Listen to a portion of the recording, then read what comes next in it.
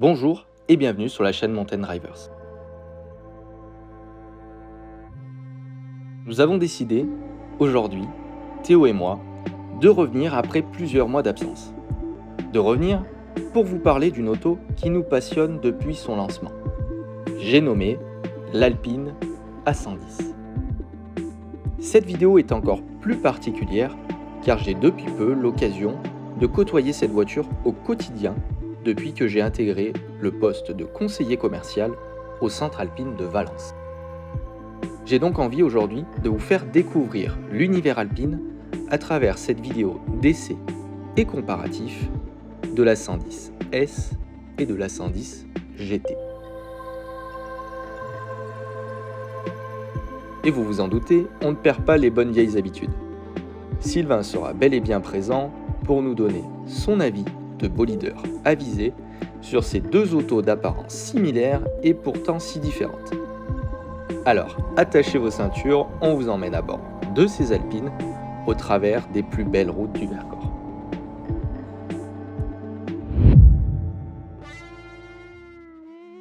Pour commencer ce comparatif, nous allons vous parler des différences entre ces deux Alpines.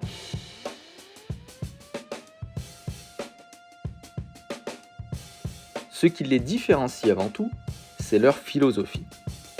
Comme son nom l'indique, la GT a vocation à être utilisée pour parcourir toute distance en mettant l'accent sur le confort et la polyvalence. La S, quant à elle, a une vocation plus sportive, notamment grâce à ses barres stabilisatrices à plus gros diamètre et ses amortisseurs plus raides. Elle offre un châssis plus rigoureux, idéal pour bolider sur des routes sinueuses, faire du circuit ou même, comme Sylvain, des ouvertures de rallye. Esthétiquement, c'est à l'intérieur que ces différences se font ressentir. La GT dispose de sièges en cuir réglables, alors que la S, elle, propose des sièges plus enveloppants avec des passages pour les harnais. Ces sièges sont d'ailleurs en cuir et microfibre, tout comme le volant. À l'extérieur, les voitures restent assez similaires. Notre GT est vêtue d'une teinte orange feu, alors que Sylvain a opté pour son A110S de la teinte plus conventionnelle, bleu alpine. On remarque que l'A110S de Sylvain dispose du toit carbone permettant d'alléger la voiture de 2 kg à l'endroit le plus stratégique.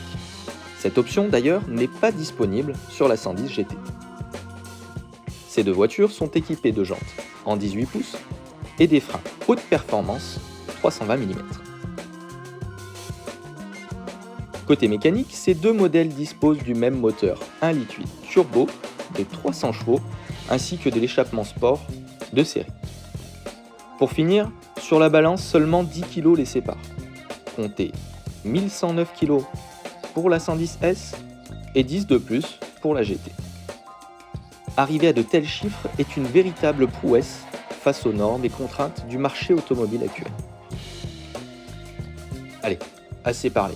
Il est grand temps à présent de vous donner notre ressenti au volant de ces deux berlinettes modernes sur nos routes sinueuses du Vercors.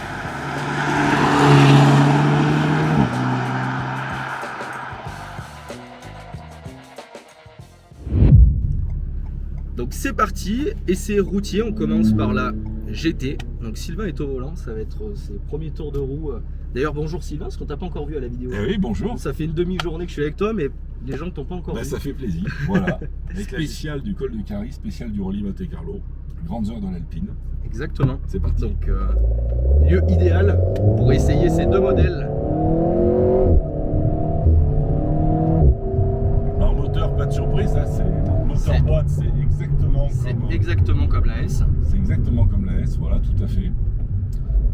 Tout pareil. Frein, elle a les gros freins. Elle a les gros freins de série, la GT. Donc, moteur boîte, c'est exactement pareil. Effectivement, la différence, c'est la suspension. Alors, c'est beaucoup mieux que ce que je pensais en fait. Je pensais que c'était beaucoup plus, je vais pas dire pompe à vélo, mais que c'était très très souple. Et en fait, c'est souple. Donc, c'est plus confortable. Mais c'est tout à fait. Là, on a un virage un peu serré. Effectivement, la voiture, elle va être plus joueuse. C'est l'inscription qui est. Voilà. Quand on inscrit la voiture, elle y va moins directement. Elle va se pencher un peu. Elle a plus de verticale. Donc, elle va faire décrocher un peu l'arrière. Mais c'est vraiment bien mieux que ce que je pensais. Puis du coup, là, basse vitesse, là, on a une auto qui est qui sautille un peu moins que la S. La S, pour qu'elle marche vraiment, et d'ailleurs on va passer sur cette route juste après avec la S, il faut rouler vite. C'est vrai. Et quand elle roule vite, la S, les suspensions travaillent. Là, en roulant pas trop vite, on a quand même une auto qui est vraiment extrêmement confortable. Moi j'ai été impressionné aussi par la GT, point de vue confort. Ah ouais. C'est vraiment celui qui va faire beaucoup de route avec, en ayant quand même une auto extrêmement ludique. C'est vraiment plaisant. La S sera peut-être un petit peu plus fatigante, toutes choses égales par ailleurs, parce que c'est pas non plus une auto qui est cassante à la S. Non. Mais c'est une auto qui, vraiment, les suspensions, elles demandent de la vitesse et de la charge.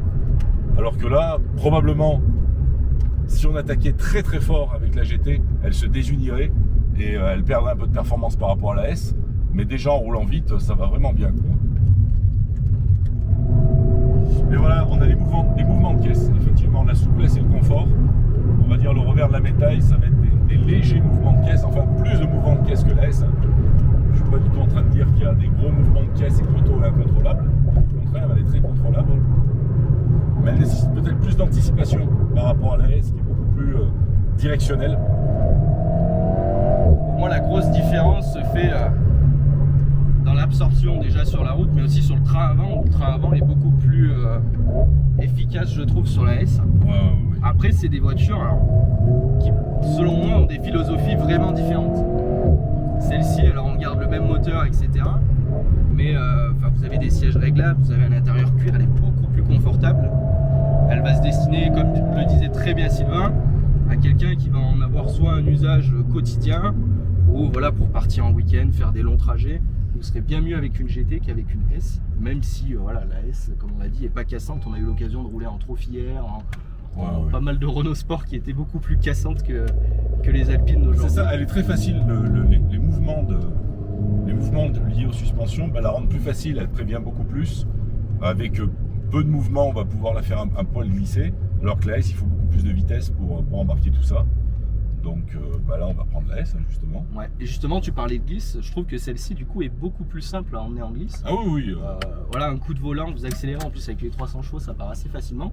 Donc, on arrive plus facilement à la mettre en glisse et à la remettre droite par rapport à la S où on a un aspect un peu plus on-off. Ah oui, la S, il faut un peu plus, voilà. Exactement. Bon, on passe à la S, c'est parti. C'est parti, nous sommes dans la S à présent. Donc, Sylvain la connaît très bien. Moi, je la connais aussi parce que, comme je l'ai dit en début de vidéo, je suis à présent commercial chez Alpine Valence. Donc c'est pourquoi aujourd'hui on a pu avoir aussi une GT à disposition. Donc ça a quand même des bons côtés pour la chaîne.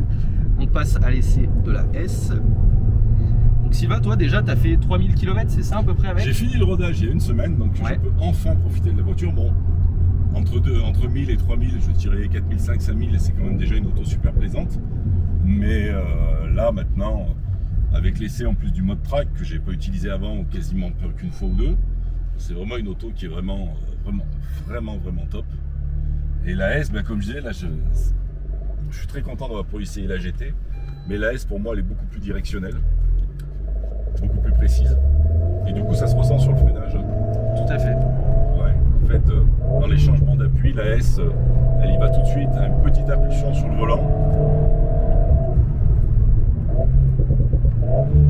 Puis on sent qu'elle a beaucoup moins de vertical, même sur cette portion-là, elle rebondit beaucoup moins.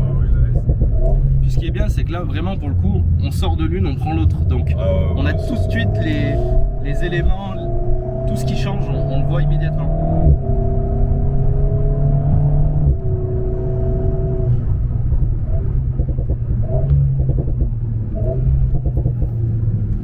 En fait, voilà, on le voit dans le virage serré, quand la GT pioche un peu de l'avant pour exagérer un peu le geste.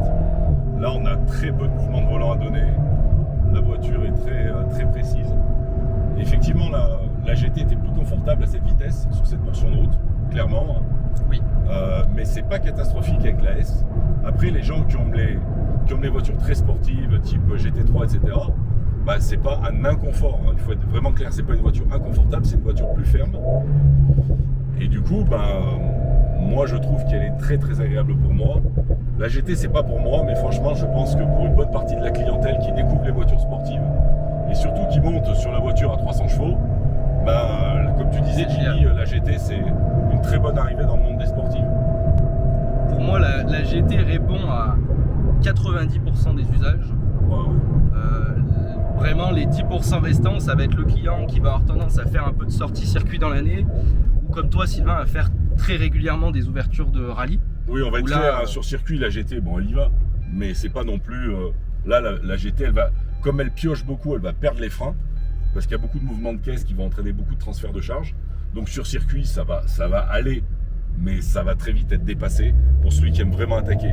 Donc je dirais la personne qui a une voiture très sportive, qui a l'habitude des Porsche GT3, des BMW M, voire des Mégane Renault Sport, oui, qui sont des voitures quand même assez fermes. Bah, la S, il faut la S. La personne qui veut une voiture grand tourisme pour balader, de temps en temps se faire plaisir, attaquer, la GT c'est la voiture parfaite. Donc on a deux super produits, je pense qu'il faut essayer. Et dans les centres alpines, moi l'avantage, d'ailleurs merci Alpine Valence, ça avait été de pouvoir essayer toutes les autos avant de faire mon choix. Et effectivement mon choix c'était clairement la S, mais parce que moi j'aime les voitures sportives qui ont peu de mouvement, qui ont beaucoup de précision, quitte à avoir la vitesse plus lente. Là, effectivement il y a une légère trépidation. On va être honnête, les gens d'Alpine qui sont, et avant les gens de Renault Sport, c'est quand même des champions de la suspension. Et là on a la chance d'avoir une auto qui est, même là la S ça va quoi, c'est pas la cata quoi. Non, vraiment c'est deux super produits, vraiment je pense que les deux ont le même intérêt. Et c'est ça qui est intéressant pour moi dans la gamme Alpine aujourd'hui, c'est que vous avez trois modèles différents, mais les trois modèles ont vraiment un usage différent et chacun a son propre intérêt. Donc aujourd'hui, il n'y a pas un modèle qui va cannibaliser l'autre. Ce qui est assez rare dans une gamme d'ailleurs. Ce qui est bien, c'est qu'on a du frein et on a une boîte à palette qui est absolument extraordinaire. La boîte est fantastique. Moi, je suis impressionné par cette boîte. La boîte, elle est quasi au niveau de ce qui se fait de mieux, quoi. Puis aujourd'hui, c'est vrai que ça, on n'en a pas parlé. Mais aujourd'hui, ce qu'il faut mettre en parallèle, c'est que dans ces budgets-là, il n'y a pas vraiment de concurrence en véhicule neuf. D'autant plus qu'aujourd'hui, le malus sur l'Alpine. C'est une auto qui consomme rien du tout. Voilà, c'est ça. Aujourd'hui, le malus est entre 2500 et 2900 euros. Quand les concurrents aujourd'hui sont à plus de 20 000 euros de malus. Donc, vraiment une super auto. C'est après cet essai dynamique de nos deux modèles que nous avons décidé de débriefer à propos de notre ressenti à bord de ces Alpines. Et pour ce faire, quoi de mieux que la magnifique terrasse du refuge du Phénix. Ce refuge à écheville offre une vue vertigineuse entre deux pans du Vercors. Et oui, chez Mountain Drivers, en plus de vous présenter de belles autos, on vous offre aussi de bonnes adresses. Bon, nous sommes au refuge du Phénix, une de nos bonnes adresses du Vercors. Pour débriefer un peu de cette vidéo, Sylvain, quel est ton ressenti par rapport à ces deux autos? Donc entre la S et la GT, explique-nous un peu. La GT, comme j'ai rapidement dit dans la voiture, je pensais que c'était beaucoup plus souple. Dans mes souvenirs, qui étaient plutôt des essais d'une pure, je trouvais extrêmement souple. Finalement, c'est pas si mal. Et si on devait résumer, on va dire la GT, c'est une voiture qui peut convenir à plein de gens. Elle est confortable, elle est souple, elle est joueuse à une vitesse pas très élevée, c'est assez facile de la faire bouger. Alors que la S, pour qu'elle bouge, il faut aller plus vite. À basse et moyenne vitesse, elle est ferme, et à haute vitesse, elle absorbe tout. Donc on va dire la S, sans surprise, en même temps c'est une sorte de banalité, mais la S elle est très sportive, et la GT elle est très GT. Après les deux vont très bien. C'est vrai que dans la plage d'exploitation de la GT, celui qui fait beaucoup de petites routes, voire même au quotidien, c'est la voiture parfaite. Et s'il veut vraiment aller vers le full sport, à la fin je pense que la GT, elle est quand même trop souple. On la voit au freinage, en entrée de virage, elle pioche un peu trop, la caisse bouge un peu, et elle finit par un petit peu se désunir. Et la S, à partir de ce moment-là, c'est là où elle marche parfaitement, et celui qui veut faire route et circuit, là la GT sur circuit, ça va être plus compliqué, même si ça le fait, mais elle va vraiment tirer sur ses suspensions. Elles ont les mêmes freins, donc pas de sujet de freinage, si ce n'est que peut-être dans une utilisation vraiment forte, la GT, comme elle plonge, elle fait plus de transferts, et donc elle va plus user son freinage, mais sur route, globalement, c'est deux bons produits. Après, moi, j'aime bien les autos très sportives, très directes, et finalement, ce qui m'a le plus dérangé dans la GT, c'est qu'à l'inscription, il faut un petit peu en remettre, parce qu'il y a ce mouvement-là, alors que la S, elle est immédiate, mais c'est vraiment histoire de dire, quoi. Moi, mon ressenti au niveau de ces deux voitures-là, alors, ce qui me plaît dans la S, c'est que je retrouve ce que j'ai l'habitude de connaître chez Renault Sport avec ma Clio RS et avec les Renault Sport qu'on a pu filmer aussi avec Sylvain par le passé. Mais ce que j'aime dans la GT, c'est que quand on a envie de s'amuser, on prend très vite des sensations, même à basse vitesse, avec une voiture qui a tendance à bouger beaucoup plus facilement. On peut plus facilement la mettre en dérive par rapport à la S, où on a un sentiment un peu plus on-off. Quand elle se met à glisser, elle part d'un coup, alors que la GT est plus progressive. Donc c'est vraiment deux produits différents, les deux ont autant d'intérêt l'une que l'autre. La GT, du coup, ce sera plus pour un usage quotidien ou quelqu'un qui cherche à garder quand même un minimum de confort et avoir quelque chose d'un peu moins cassant que la S, même si toute proportion gardée, elle n'est pas très cassante non plus. Et la S, quelqu'un qui roule un peu plus fort que 90% des personnes qui roulent aujourd'hui en voiture sportive, qui va chercher vraiment la perfection au niveau du châssis, va se tourner vers une S pour faire des ouvertures de circuit, des ouvertures de rallye, un peu de circuit. Donc pour moi, ce sont deux belles découvertes. Oui, et puis les gens qui disent que la S elle est vraiment trop dure, il faut quand même aussi raison garder. C'est comme ceux qui disent que la GT elle est trop souple. C'est à peu près, voilà, c'est pas vrai. L'une est plus souple que l'autre, mais honnêtement la S, sur les petites routes du Vercors, dès qu'on roule, ça va bien, plus ferme que la GT, mais on parle pas de dureté, on parle de voitures fermes, de voitures plus souples. Mais on parle pas de voitures molles et de voitures inconfortables. Ça c'est un peu exagéré. Donc comme tu dis, ouais, c'est vraiment deux super autos. Donc si aujourd'hui on doit conseiller des personnes qui regardent la vidéo, quelqu'un qui n'est pas forcément habitué à avoir des voitures sportives, dans un premier temps peut-être plus s'orienter vers la GT, pour avoir un maximum de plaisir, avoir vraiment des sensations sans rouler à des vitesses phénoménales. Et quelqu'un qui est déjà habitué à rouler en GT3, en Renault Sport, etc., qui est habitué à avoir un châssis quand même assez affûté, plutôt se tourner vers une S au final. Vers une S, et pourquoi pas pour vraiment le pistard, vers la R. Et d'ailleurs la R, donc, je pense que c'est comme sur la Mégane Trophy R, je pense qu'elle est très polyvalente parce que les suspensions sont réglables. Donc sur la Trophy R, on arrive à avoir un usage vraiment routier extrêmement performant, comme on avait vu dans la vidéo sur les Céline XR. Donc la R, éventuellement, celui qui veut vraiment aller dans l'extrême, il aura vraiment une voiture. Sinon, si on doit choisir entre GTS, c'est exactement ce que tu dis. Parfait. En tout cas, merci Sylvain d'avoir donné ton avis sur ces deux belles autos.